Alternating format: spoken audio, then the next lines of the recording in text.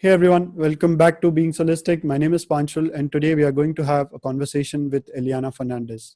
So, on Being Soulistic, we talk about good things, positive things, motivation. It's about life, it's about mental health, it's about self help. And the purpose of the channel is to connect people, those who want to learn, with those who want to share. So, that is what Being Soulistic is all about. And in our conversation with Eliana today, we'll talk about her journey so far, and we'll also try to learn some tips on how to grow on a social media platform. And honestly, that is how I met Ellie. I met Ellie through her Instagram account while I was searching for motivational quotes.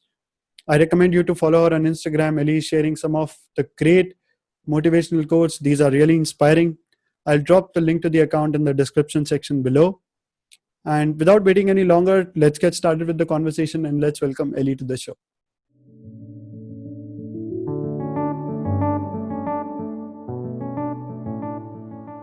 Ellie, how are you? Hi there, I'm doing good. How are yourself? I'm good. Welcome to Being Soulistic. So before we start with the conversation, Ellie, I would like to say that I'm really nervous and at the same time excited because this is going to be our first conversation for Being Soulistic, and we are really happy to have you on our show. I'm honored. It's my privilege. Thank you so much for having me today and for us to have this conversation. And I'm like a friend, so you should be okay. Thanks. That helps a lot. So, Ellie, would you please like to introduce yourself to our viewers? Sure. My name is Eliana Fernandez. My Instagram account is Fernandez_1. And we will be talking about my Instagram account later on throughout this conversation. But first, let me provide background. I apologize ahead of time because it's going to be my background and history is going to be a little lengthy, but I do want to highlight a lot of the challenges that I faced in life, and I'm sure anybody watching can relate. So let's get started. I was born in the Dominican Republic, a very loving and caring country. And I refer to the people. The people are really warm and loving and caring, and you carry that throughout your lifetime, especially if you spend your first years of life there. And that's exactly what I took to the United States with me. Unfortunately, it wasn't easy at all. My father actually moved to the United States first. The immigration process is really lengthy and challenging. So my father was the first one to come to the United States, then my sisters and I, and then my mom. And that took a process of about 10, 12 years. And we moved to the inner city, so it was Trenton, New Jersey. My father had a stable job in New York City, and he stayed there. My mom had established career in the Dominican Republic, so it was very challenging for her, obviously, to give that up. And we were here in the Trenton, New Jersey area with our cousins, who we are so grateful that they gave us the opportunity to move here. And then my sister got married, and we moved with her. So there's three sisters. My middle sister and I moved with my older sister. And let me just tell you, it was very challenging. So many things that change, your environment, your friends, your family, food, seasoning is not the same. Even having tropical fruits outside, you're used to having mangoes and coconuts and oranges and limes in your backyard. And that's just an example. Obviously, in Florida it's probably different, but we are in the New Jersey, Pennsylvania area, so it's a little different here with the change of the seasons throughout the year. But not only was a shift in mindset, language barriers, weather was one of those key issues for me as well. Also, the school that I went to Trenton Central High School, and I had a lot of people that supported me there, but I did face a lot of challenges. As you can imagine, if you do your research, the education level at the school is not where it was supposed to be at the time. And me with the changes in languages and not knowing English firsthand, it was, imagine me attending a ninth grade English class or a class in English with, I don't know, a subject of social studies, for example. I was totally lost. And not only that, I faced many challenges. My sister and I, unfortunately, we were visiting a cousin and we walked back to the apartment where we used to live, and we got jumped by so many girls. Obviously, we got attacked and we had to call the cops. Thankfully, that didn't turn out to be a major issue, but we did get attacked, and that was extremely scary. In high school, a girl jumped me and scratched my face, and those experiences did not really tore me apart. It was just part of the challenges that we faced. I remember not having enough money to ride the bus and walking from high school to the apartment, which was pretty far away, and also not having enough outerwear or gear for the winter time, not having like a jacket, a heavy jacket for the snow days. And I remember being shivering, waiting for the bus, but I still made it. And I'm sure there's a lot of people that can relate to my story as well. And aside from all the challenges that I faced in my youth, I have to tell you, there were so many loving and caring people. I cannot start mentioning all of them because it's the list is going to be huge. But I do have to tell you, for example, I used to ride the bus, and the first few days I did not know the language, and there would be people from my school which would already know my background, and they will help me. They used to help me translate to the bus driver if they had a question. They used to hold my hand and walk with me, so I knew where I was going, and that really it's good memories, and it warms my heart. And I also had pretty loving and supporting teachers.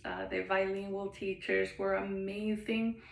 I found a few friends that are my best friends from high school, and I will be forever grateful for the experiences, because from those experiences I wouldn't be the person that I am today.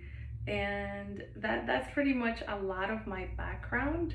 I actually from high school, I graduated from high school, very happy I did that. Now I have to tell you, I made it to college. I think it was a miracle. I had a mentor who actually spent a few minutes with me, and he told me, hey, would you be interested in applying for college? This was my last year of high school. And I said, yeah, sure. So I did apply, and I got accepted to a school, which I really like. And I went and visited, did the admission process, and I committed to it. A few weeks after, I changed my mind. And the reason for that is because I was very uncomfortable. I don't think I believed in myself. I didn't think I was smart enough. I didn't think I was capable at the time. I was very scared. So I called the admission person and I told her, unfortunately, I'm not going to be able to make it. And she was disappointed, and she said, okay. So then just a few weeks before college started, she gave me a call back and she said, hey, are you sure, you don't want to come to college and, join the first year and give it a try? And just on the fly, I said, yes, I'll try it. This was like 4 or 3 weeks prior to the school year the college semester to start. So imagine the level of immaturity that I had, not knowing the impact that such a decision will have in my life at the time. And I'm grateful that I made the decision that I made at the time. College wasn't easy either. And throughout college, the first year, I have very strict parents, and some of you can relate watching. And I wasn't, I had curfews and other things that I had to follow, other rules that I had to follow. So my first year in college, I felt like it was freedom. I had the liberty to go anywhere I wanted at any time I wanted. So of course I took advantage of that. Being a young person, I definitely went out and enjoyed myself a lot. But I did get derailed and I was falling behind.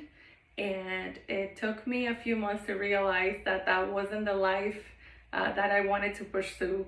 And obviously, I changed course at the time, and I applied myself my sophomore year, my second year in college, and I was able to push through. But it was hard because the level of knowledge and educational background that I had, it was still challenging from coming from the Dominican Republic, changing the language, the educational methodology, and not applying myself enough.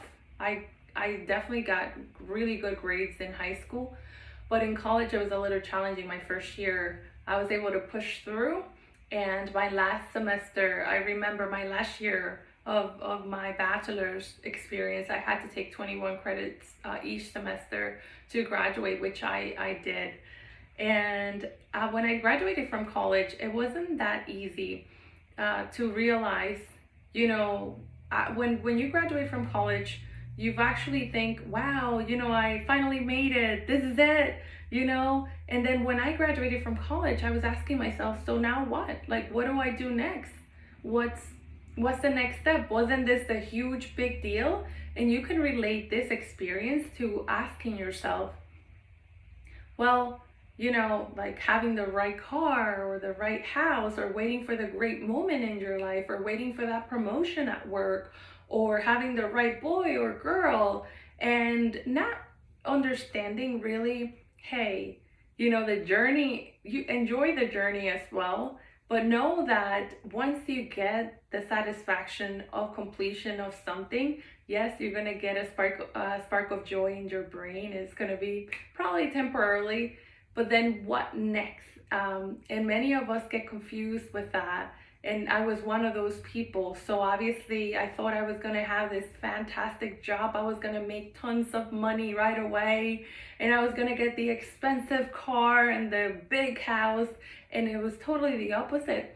I was full of student loan debt, full of challenges. I had to move in back with my family, which wasn't my ideal path, but I had to stick to that plan because I had bills to pay. So I've actually just, applied for a job, got the low-paying job, and that's what I went for. And I definitely struggled.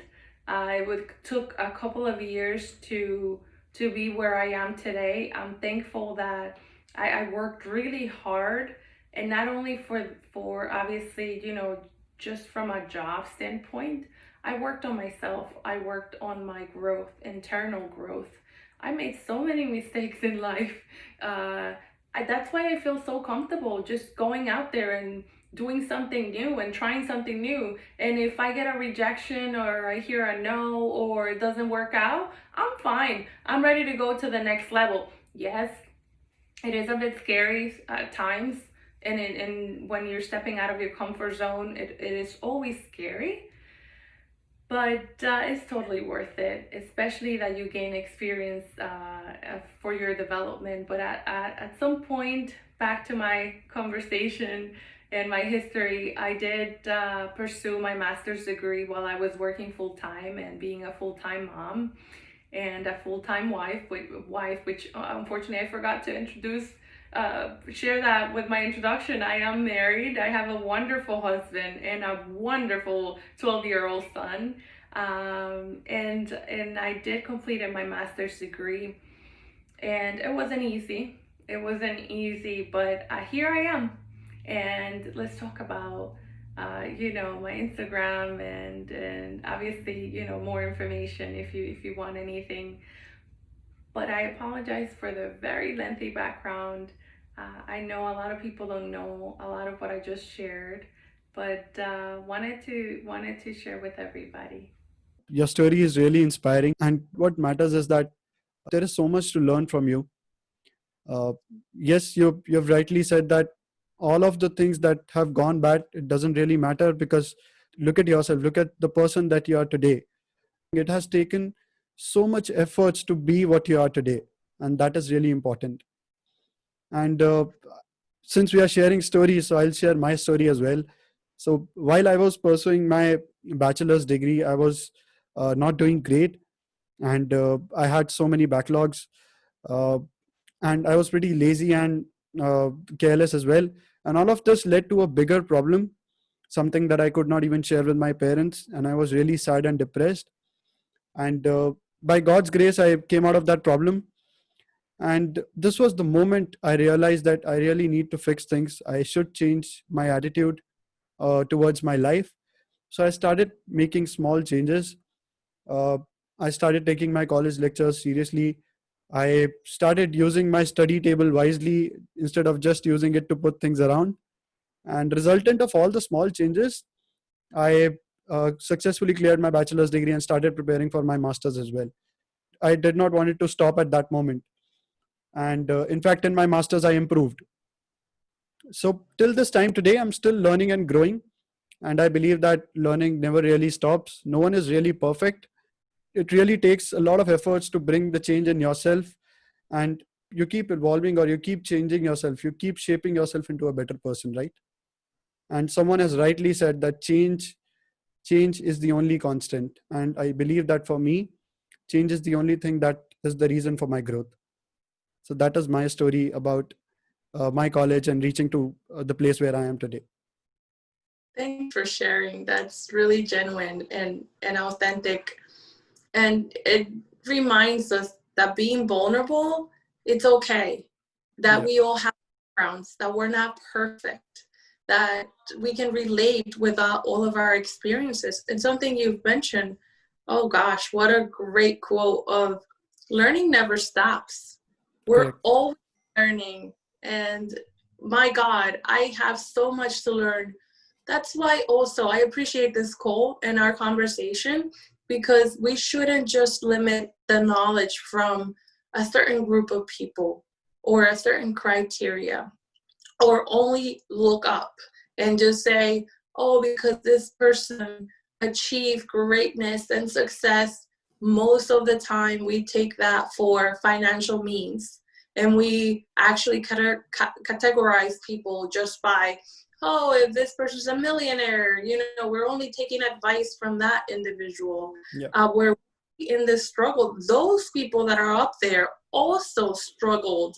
And I correct. gotta tell you, most of the people that made it, whatever consider making it, they went through the same challenges and struggles that all of us are going through. That is correct. And acknowledging that all of us have something to positive to actually share and give, it's important as well. That is correct. And Ellie, so my next question is related to your story. Hmm. Uh, and the reason that we are having this call today is because I met you through Instagram while I was Yes. searching for motivational quotes. So Yes. would you please like to share something about how the Instagram journey started, or what motivated you to start the Instagram account and share the motivational quotes? Absolutely. I don't want to give a lecture to anybody. Obviously, we are free-spirited individuals. All of us have a gift, a major gift, which is independent thinking, right? So I know you have an engineering coding background. So Yeah. this is not engineers or coders or anybody out there, but to know a bit of background of social media, right? This is a shift in our mindsets. Social media is very new to a lot of people. And there's a lot of freedom that has given to people with social media. We now have the exposure. First of all, with the cell phones and technology, we now have access to the knowledge of United States president that a few years ago. So imagine the level of knowledge that we have access to right now. And we must take advantage of that in a positive route, in a positive way.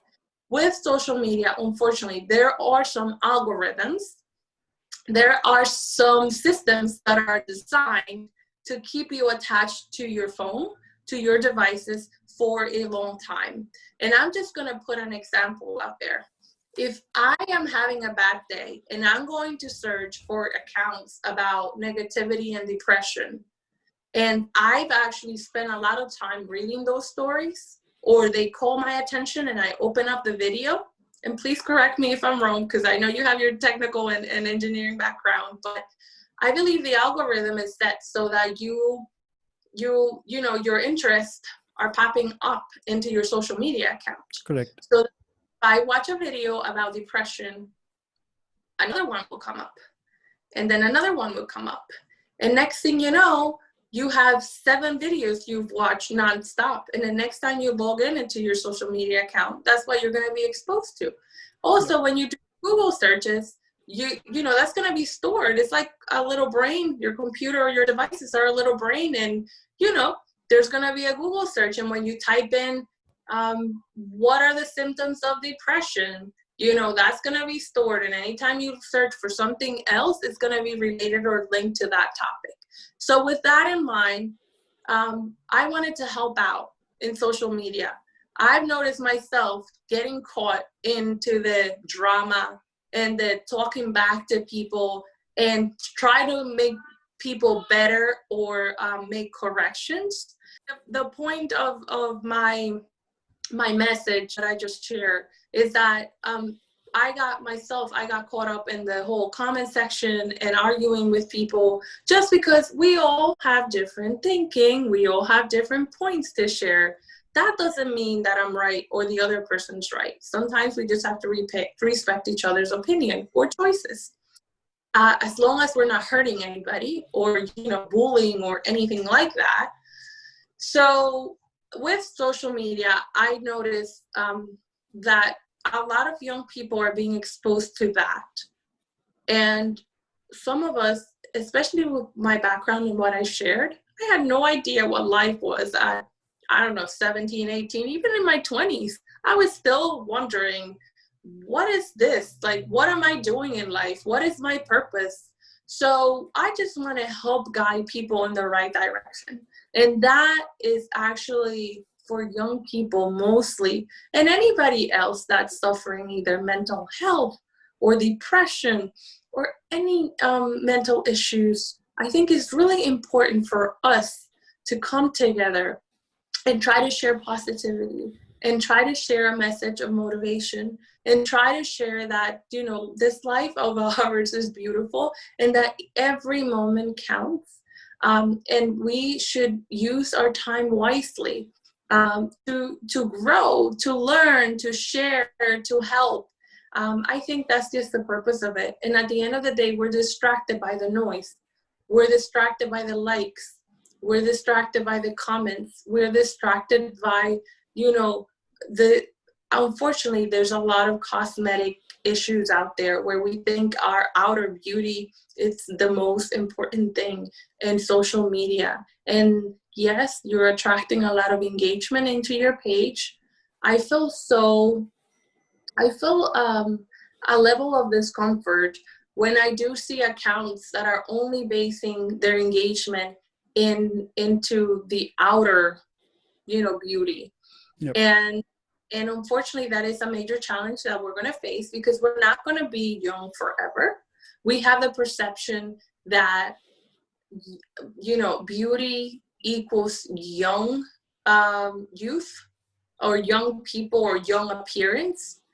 So unfortunately, that is a roadblock or an issue that I see in the future because I perceive it as many women or men, when they age, their goal is to look younger and not their best at their age or feel their best at their age. Okay. And if we were able to prioritize our inner self, and then obviously that portrays into our personality and our beauty. And don't get me wrong, there's nothing with taking care of yourself, looking great, getting good nutrition, exercising. That's wonderful. But at the end of the day, we should also focus on our inner selves as much as we do on you know, the outer beauty of our bodies and ourselves. That is correct. And this is the reason why we are on Being Soulistic, right? Exactly the reason that we are doing this, because it is all about inner self. It is all about connecting to your inner voice. Mm-hmm. Whenever we are in difficult times or we are making wrong choices, there is someone inside who is telling us that this is wrong, please don't do it. But we ignore it. We should look back, think twice before doing anything or taking any action, right? So that is great, and you're doing a great job. You're giving back something back to the society. Please continue doing the same. When you were talking about your introduction, or you were mentioning your journey, you also talked about the role of family, right? Can we talk a bit more about what is the role of family in achieving the kind of success that you desire? Or if you have anything planned and you want to reach there, we call it destiny, right? What is the role of family in reaching to the destination or achieving your destiny? Oh wow, what a great question. Where do I even start? This will take us a whole conversation just by itself. Yeah. But family is your foundation. Family is your most important institution in society. And I will start with my examples. I come from very humble backgrounds. With the culture in the Dominican Republic and many other cultures I know, the focus is really family. The focus is really making sure that everybody is happy, that everybody is well fed. That's very important. But I think that only from a food, a nutritional perspective, also from an inner soul perspective. And that comes with people. Like, I had wonderful aunts. Obviously, my mom and my father are super loving. They all have their personalities. My sisters are wonderful. I have beautiful cousins that are like my sisters. I really have a group of supporting women. Most of my family, my cousins are women, but I do have some male cousins who are wonderful as well. I think that the value of family is very important, not only to support you, but also from the perspective of when you're doing things wrong. I knew they were there for me as well. And I knew that they were strict, like my parents, like I said. Yeah. I knew that what was right and I knew what was wrong. And I knew if I did the wrong things, I was going to get in trouble. And it wasn't going to be just my parents. I had a level of support system, which many people or many generations now do not have the same level of support that we had in the past, where even a neighbor, if you were playing outside, even a neighbor, if you got in trouble and you did the wrong thing, they will pull your ear and take you to your mom and you'll be in trouble, right? Correct. Right now, we don't have a level of exposure with, a society, like a community, but my family from the Dominican Republic and even in the United States, it's a level of community. You have support not only from the positive aspect, which they're wonderful, they're loving, they're always cheering you up and telling you that you're the cutest person ever, you're full of love and support, but you also have, the constructive feedback, and you also have, knowing the background of right and wrong and ethical behavior. And I think that level of community is very, very supportive for your growth, for your stability, for your mindset. Because at the end of the day, there's no one else that's going to support you as much as your family will.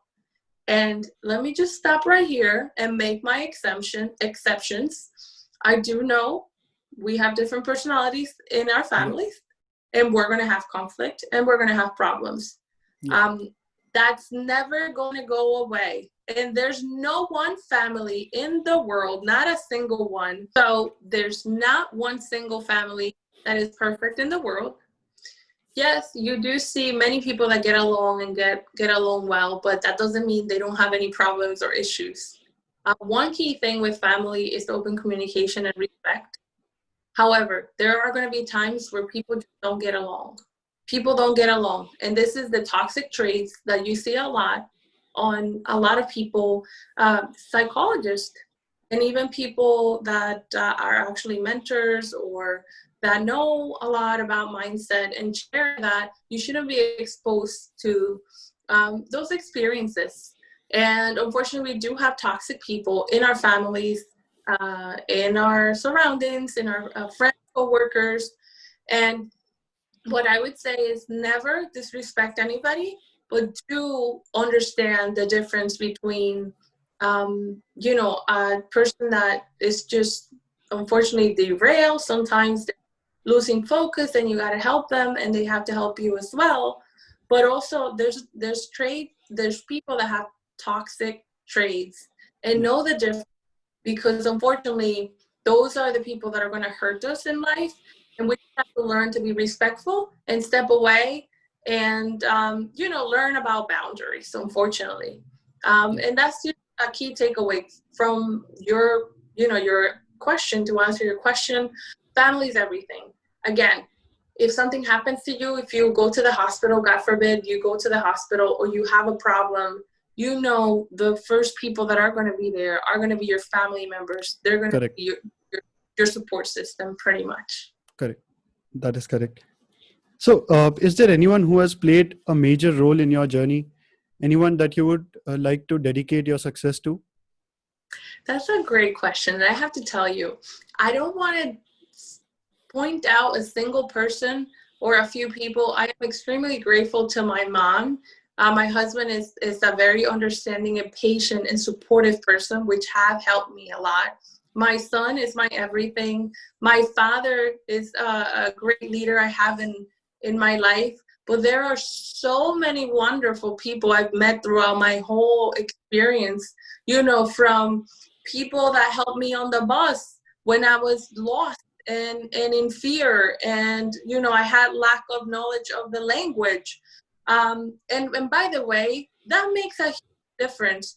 Helping somebody out with the smallest thing out there could be the biggest act of kindness. So just to tell people that are watching, keep that in mind. But overall, I thank everybody that has come to my life, because I've learned a lesson from them. And I have so many people that I love and respect. I have like my best friends. They're amazing. My sisters are very supportive. My cousins, which my cousins are my sisters as well. I have so many people I have to be thankful to and grateful for. And not only the good people or the people that meant well in my life, also those people that hurt me. My God, thank you, because you made me wiser. You made me stronger. Without you, without the experiences I went through with the difficult, toxic people, I wouldn't be the person that I am today. I wouldn't have the patience and the knowledge and wisdom. So that's just that, I guess. Yeah, there is so much to be grateful for, right? There's no limit to gratitude. That is correct, of course. Yeah. So, Ellie, one question. I think this would be the last question for the conversation today. But I was going through your blogs. Anything that you would like to share about your blogs, or is there any book that you would recommend our viewers to read so that they can learn more about life, they can learn more about mental health? Any books to recommend for our viewers? I guess I'm excited about that stuff. Thanks for the question. I get extremely excited because the inspiration that I got to expand my Instagram account and to motivate people. I have a few mentees, so I'm excited. I have more than 5 people that I'm a mentor to, and I am so honored for that. And I see them growing, and every time they accomplish a goal, that's my legacy in life. I think just learning that I'm helping people grow and leaving pretty much leaving a trace of goodness is a good thing. But to answer your question, I'm learning, and I'm writing as I'm learning, and I'm sharing the knowledge with people. One key thing you should look into a book is always be open-minded. There's always a way to learn from a lot of books that are out there. There's tons of books.